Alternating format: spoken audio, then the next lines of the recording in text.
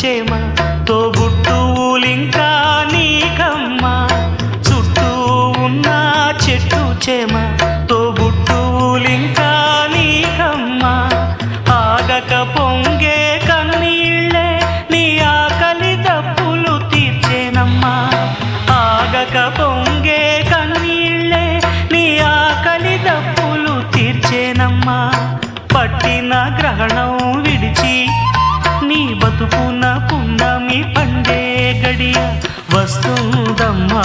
ఒకనాడు చూస్తున్నాడు పైవాడు.